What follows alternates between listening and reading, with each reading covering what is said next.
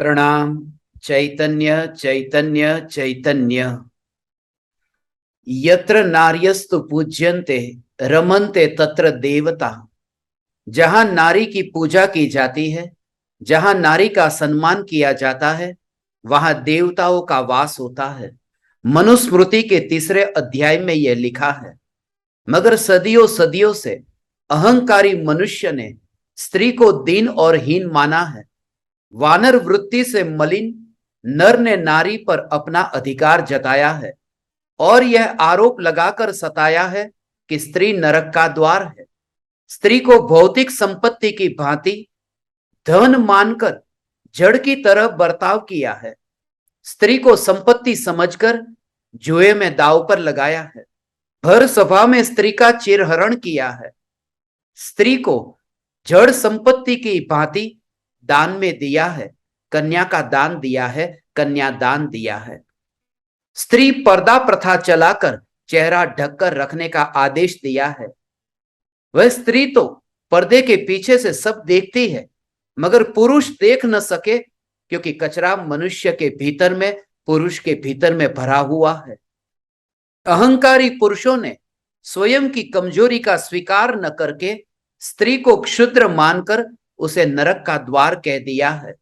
मगर याद रहे, स्त्रियों ने युद्ध नहीं लड़ा। जितने भी युद्ध लड़े हैं वे पुरुषों ने लड़े हैं। स्त्री ने आत्महत्या कम की है, पुरुषों ने आत्महत्या अधिक की है। और जितने भी पागल खाने में ये पुरुष है, वहां पर पुरुषों की संख्या ज्यादा है, स्त्रियों की संख्या कम है। कारागृहों में स्त्रियों की संख्या कम होती है। स्त्री को चिंता कम होती है, पुरुष की चिंता अधिक है। स्त्री का आयुष्य अधिक है। स्त्री पति मरने के बाद भी सहनशील होकर के लंबा आयुष्य जी सकती है। ऐसी स्त्रियां बहुत होंगी जिनके पति का देहांत होने के बाद में स्त्री अकेली जीती हो। मगर ऐसे पुरुष बहुत कम होंगे जो पत्नी के मरण के बाद में लंबे जीने वाले हो। स्त्री में सहनशीलता है। स्त्री पढ़ाई में पुरुष से आगे होती है। आज हम देखते हैं पढ़ाई के लिए स्त्री सबसे आगे नंबर पर, प्रथम क्रम पर आती है। स्त्री भले ही किसी की पत्नी हो, मगर स्त्री राष्ट्रपति होकर के देश की सर्वोच्च स्त्री हो सकती है। और बात तो दूर, स्त्री साधुओं की सेवा करने में सबसे आगे है। तुम देखते हो ने, साधु संतों की सेवा करने के लिए पुरुषों के पास में समय नहीं है।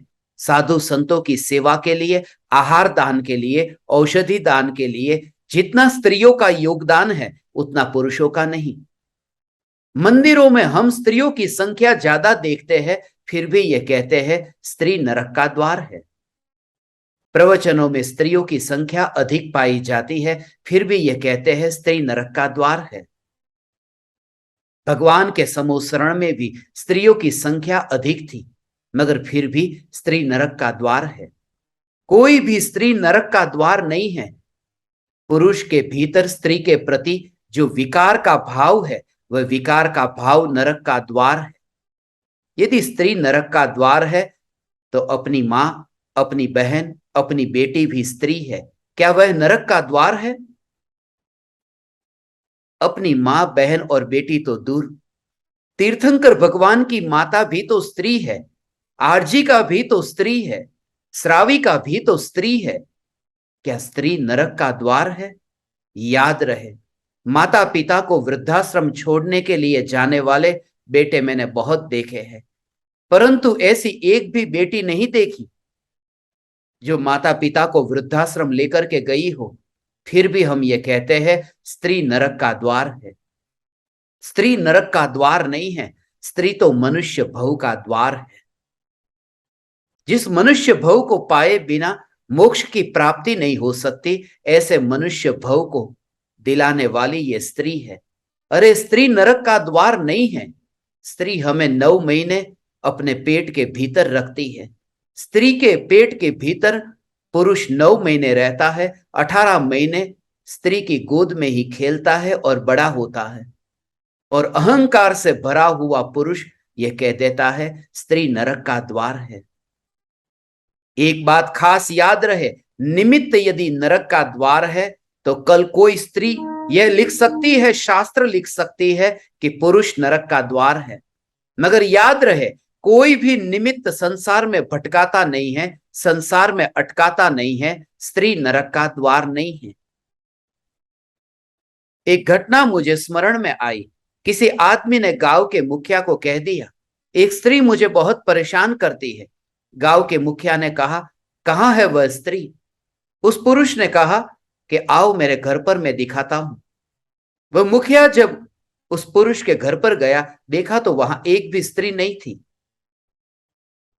जब मुखिया ने पूछा, यहां तो कोई नहीं है, वह पुरुष उस मुखिया को अपने घर के भीतर एक कमरे में लेकर के गया। उस कमरे में भी कोई न था। मुखिया को आश्चर्य हुआ कि यहां तो कोई भी नहीं। उस पुरुष ने कहा, देखो वो खिड़की है, उस खिड़की के पास जाकर खड़ा हुआ। मगर मुखिया ने कहा, इस खिड़की से तो कुछ दिखाई न दे रहा है, क्योंकि खिड़की बहुत ऊपर है। उस पुरुष ने एक स्टूल लगाया और स्टूल पर उस मुखिया को खड़े होने के लिए कहा, और फिर उस मुखिया को पूछा, दिख रहा है कुछ पीछे? मुखिया ने कहा, पीछे कुछ भी नहीं दिख रहा है, पीछे तो नदी है। मगर उस पुरुष ने कहा, नदी के सामने किनारे पर कोई दिख रहा है? उस मुखिया ने कहा, नहीं। उस पुरुष ने अपनी अलमारी में से एक दूरबीन निकाला और मुखिया को दिया, और वह दूरबीन देकर के कहा कि देखो, इस दूरबीन से कोई तुम्हें उस किनारे दिख रहा है? उस मुखिया ने कहा, हाँ, इस दूरबीन से देखने पर दिखाई देता है कोई स्त्री अपना कार्य कर रही है। इस पुरुष ने कहा, वह स्त्री मुझे परेशान करती है। बस ऐसी ही स्थिति हम सबकी है। कोई स्त्री हमें परेशान करने नहीं आती। हमारी मलिन वृत्ति, हमारे भीतर जो विकार का भाव है, वह विकार का भाव ही हमें परेशान करता है। कोई स्त्री नरक का द्वार नहीं है। हमारे भीतर जो विकृति है, यह विकृति नरक का द्वार है। स्त्री नरक का द्वार नहीं है। सत्य तो यह है, प्रत्येक द्रव्य पुरुष है और प्रत्येक पर्याय स्त्री है। पर्याय नरक का द्वार नहीं है, पर्याय दृष्टि नरक का द्वार है। और पर्याय दृष्टि नरक का द्वार ही नहीं, पर्याय दृष्टि निगोद का द्वार है। क्योंकि पर्याय दृष्टि मिथ्या दृष्टि है और मिथ्या दृष्टि निगोद का द्वार है।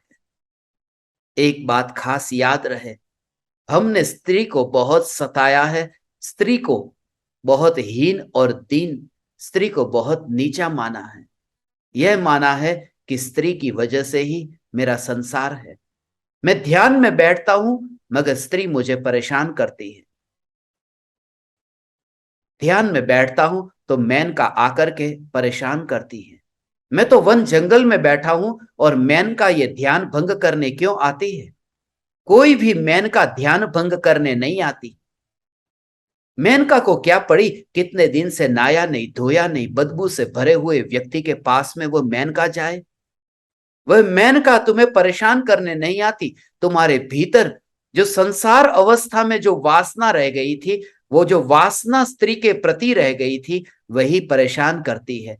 वह स्वप्न में, वह जो कल्पना में मेनका भरी है, वह मेनका परेशान करती है। कोई स्त्री परेशान नहीं करती। कल्पना में जो स्त्री है, वह कल्पना परेशान करती है।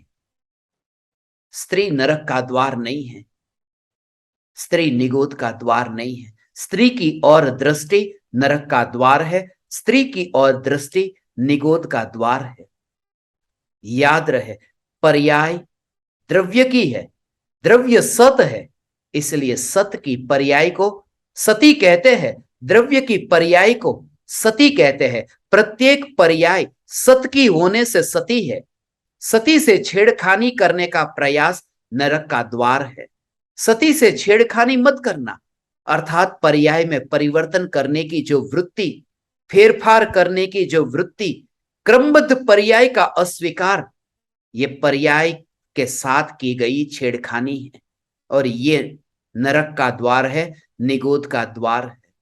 यदि स्त्री को भोगने की बहुत इच्छा है, यदि स्त्री को वस्त्र के बिना बहुत देखने की इच्छा है, तो हे पुरुष, तो इतना काम करना कि जिसे स्त्री पर्याय मिली है, उस परमात्मा को तू स्त्री पर्याय के रूप में मत देखना। स्त्री को तूने वस्त्र के बिना बहुत देखना चाहा, एक बार तू स्त्री को स्त्री की पर्याय से पार ऐसे त्रिकाल सिद्ध परमात्मा स्वरूप, त्रिकाल सिद्ध पुरुष स्वरूप तू देख। स्त्री को तूने पर्याय से देखा, और हे स्त्री, तू स्त्री नहीं है, तू हीन नहीं है, तेरी स्त्री पर्याय भी क्षणिक है। तू निराश मत होना, यह घड़ी भी चली जाएगी, यह पर्याय भी बीत जाएगी। तू स्त्री नहीं है, तू त्रिकाल सिद्ध है, तू सिद्धपुर वासी त्रिकाल सिद्ध है, तू परम ज्ञान दीपक है। चैतन्य चैतन्य चैतन्य।